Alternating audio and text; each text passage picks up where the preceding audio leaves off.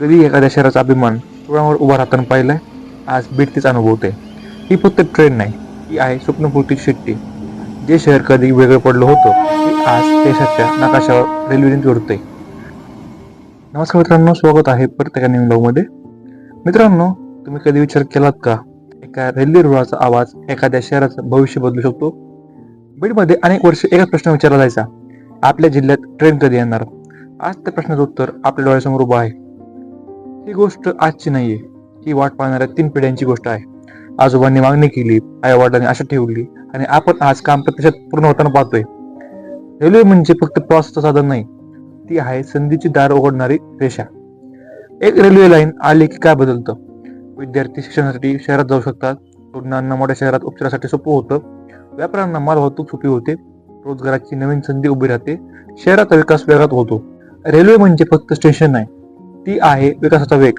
आपल्या बीडचा मार्ग आहे अहिल्यानगर बीड परळी, ऐकून 261 किलोमीटर, त्यातील 166 किलोमीटर सेशन पूर्ण होऊन सेवा चालूही झालेली आहे.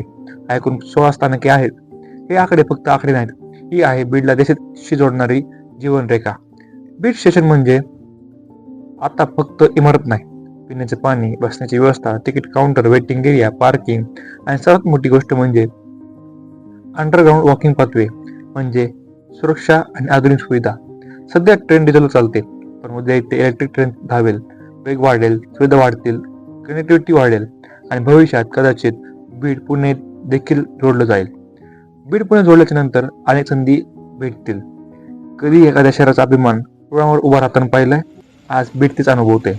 ही फक्त ट्रेन नाही, ही आहे स्वप्नपूर्ती शिट्टी. जे शहर कधी वेगळं पडलं होतं ते आज देशाच्या नकाशावर रेल्वेने जोडतंय. आणि कदाचित काही वर्षांनी लोक म्हणतील, बीड बदलायला सुरुवात झाली ती फक्त रेल्वेमुळे.